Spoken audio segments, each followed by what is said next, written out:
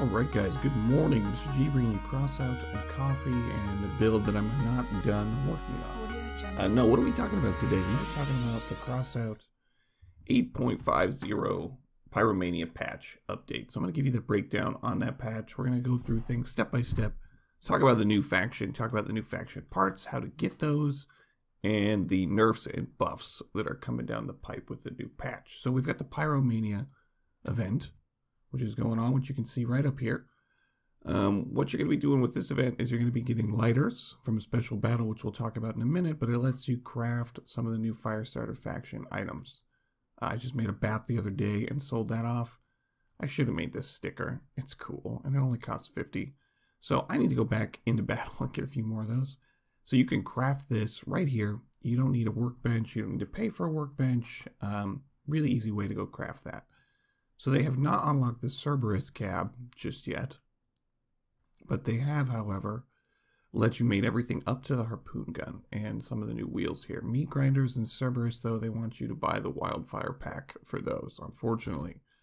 So you can see in storage, I've got a few of these. How did I get those? Well, that's from going into battle, and they've highlighted it red. Wow, it wasn't even red the other day.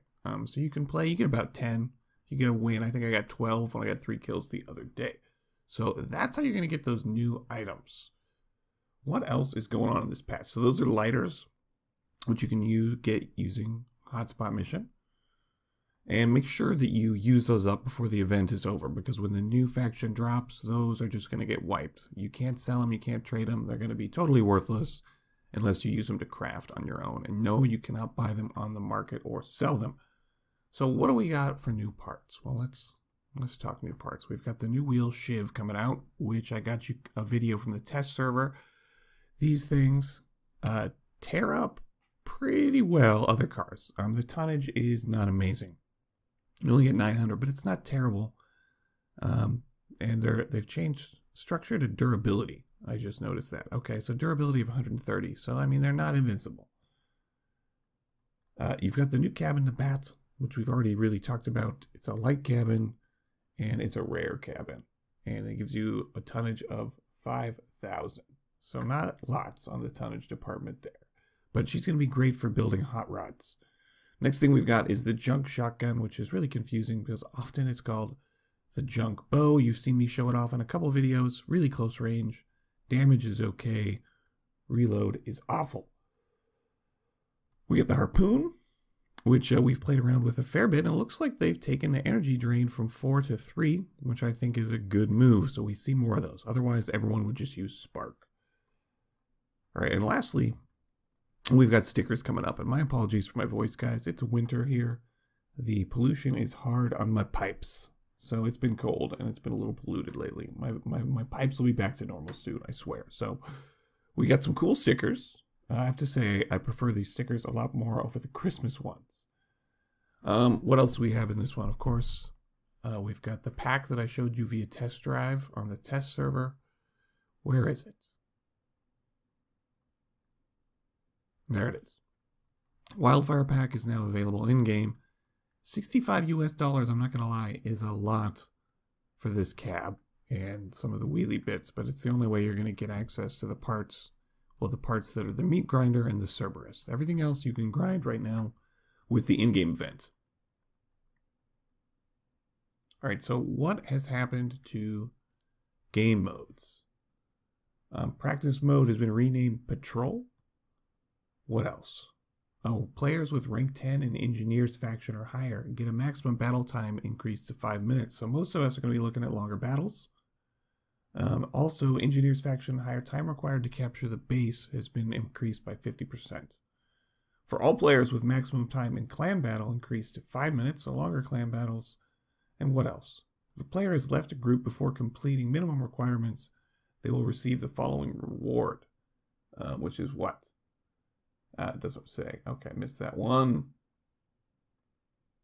Okay, 1 unit of scrap metal, 2 units of wires, and 2 units of whatever the resource is. So if you have to bail early in a battle, you get something. For raids, the truck speed has been reduced by 17% on chase. And we all know chase is ridiculously hard. The weapon damage has been reduced by 10. And that's for medium and hard difficulties. Need some coffee. As for escort, which, not so hard. On medium and hard, what's it say? You're going to have to fight with leaders who are trying to destroy the truck. Believe me, they won't let you through easily. Prepare your weapons. So, harder bosses is basically what that says for escort missions. Frontier defense. Now, after capturing the tower, players are shown a wave count of enemies, which is nice. And then damage has been reduced against all factions. So that's going to be a little harder. Defense. Damage has been increased from some of the enemies, so that's made it a little bit harder. Heist, made it a little bit harder. And cargo race has been made harder by buffing the enemies. And lastly, siege. They've buffed the enemies on that. Okay, as for parts, this is the big one. This is the nerf bat coming down on hover. Hover now has a speed cap, and they've jacked the PS values from 150 to 225, so that you don't see hovers seal clubbing in low-level matches. Probably a good move. I felt like hovers were getting near the right place, but we'll see how they do with the speed limit. I mean, most people did use them to just go ridiculously fast, so hopefully we continue to see more build variety. Weapons. Shotgun Sledgehammer has got a structure buff of 10%. Spitfire Shotgun 5%. Spectre Machine Gun 10%. The Avenger Cannon and a bunch of other cannons have gotten the nerf bats.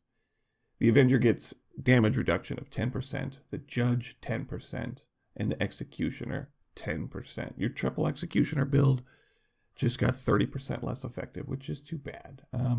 The Impulse Grenade Launcher, nerf bat, hit 10%.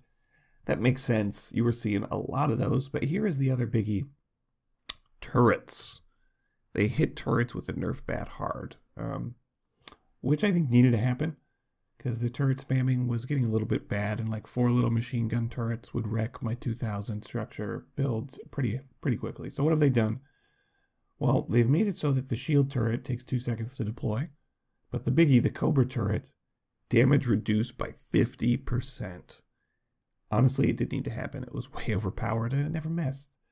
And the active time is increased by 100%. So they're going to stay active longer. Gives you longer time to destroy them, but they're only doing half the damage that they used to do. Fuse Drone. Reduce minimum angle of fragment scattering after explosion. Honestly, I really have no idea what that means. Basically, better explosions, I guess? I'm really not sure what that means. Okay, spears can now go through energy shields and they don't detonate. So if you're one of those guys that runs a melee explosive build, you can blow up people with shields. Augur's been renamed to Boar.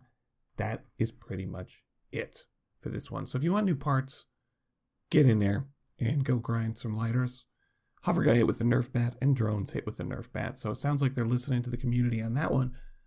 That's it for this one. Now this one's a shorty. Mr. G out.